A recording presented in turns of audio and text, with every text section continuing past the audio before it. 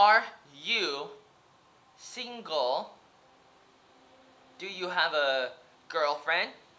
Are you married? No, I am not married.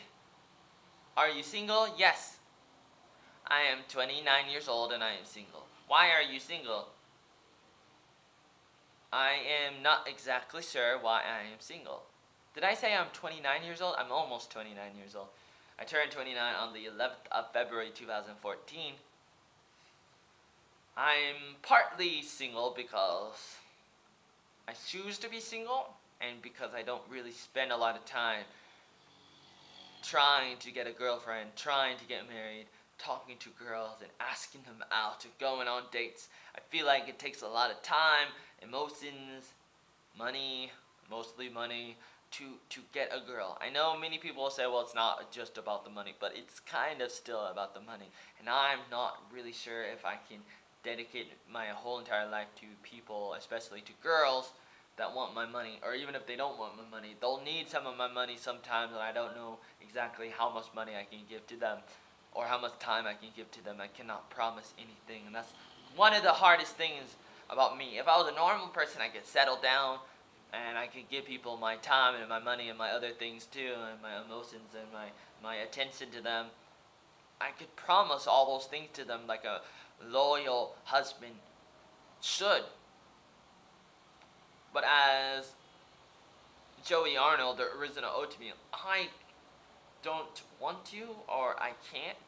I kind of mostly don't want to. I kind of, can. I definitely can do anything I want to, but I don't want to. Like, I want to be married since I was 8 years old, so almost, like, over 20 years now. Like, over 20 years I've wanted to travel the world, be the next Michael Jackson, and make movies, and help people, be a missionary, try to, really help people, problem solve and help themselves, and help other people. All these good things since I was 8 years old, and also I've wanted to marry, wanted to be married, wanted to have a wonderful wedding. And at the time, I was just thinking about Tiffany, Cumbo, and I was drawing pictures about her. But, things changed. When I was 18, 10 years after that, she died. And that was really sad. And then I was really sad for a really long time, and I didn't really know if I could ever be with anybody else because I was thinking about her a lot. Even though, like, when she was really young, she had other boyfriends, and so I kind of had to move on early on, even when I was about 8 years old or so. She was already, like, liking other girls. I mean, guys. She was a lesbian, but, but I've had a lot of other girls I've liked, but it's just something that I'm not really sure if it would work or not, because I basically need a girl who can go my direction. Share in my dreams and my destiny and all the different things I want to do, which is a lot. It's kind of like, when if you look at the Hollywood actors, like, or famous people, they kind of marry other people who are famous. Like, for example, Will Smith.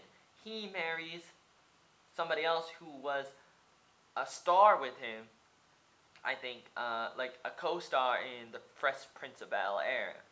And a lot of times something like that happens. If you're an actor, you marry an actress. If you're a waiter, you marry a waitress. If you're Bill Gates, you marry Steve Jobs. If you're gay, or you marry Stephanie Jobs. If you're Bill Gates, you marry Stephanie Jobs because, Bill Gates is not married. I mean, he's not gay. Well, he's married, and he's not gay. And then you donate billions of dollars to Africa. I want to be able to have a lot of money, but I cannot promise that I will. If I have a lot of money, that's great, because then you'll be thinking, well, I better marry this guy because he's going to have a lot of money. But then, maybe you don't really like me, you just like my money. And that's one of the things I don't like, because it's really hard to know if a person really likes you, or do they just like your money, or your charisma, or, the fact that you know a lot of people. Like, I kind of know a lot of people. I mean, I definitely do know a lot of people. Not to say that they're my closest friends or something, but I try to be good friends with as many people as possible, but you never know if you're going to get the love back. And girls may like me for different reasons, and that could be good or bad. That could be good or bad, you know what I'm saying? Like, it could be good or bad, but it's really hard to know if the girl really likes you, or if they just kind of like your money, or they like the fact that you know a lot of people and that can help them, or maybe they just like the way you look so that they can have children and the children can look really nice. You know, there's all these different things about different kind of motives of the other person you don't really know. There's a lot of things about whether or not you would get along with the person. Well, ultimately speaking, it doesn't totally matter, because like once you choose to marry somebody, you stick with it. For example, me. If I was married, I would try my best to stay married. Once I choose to marry somebody, I will try my best to make it work.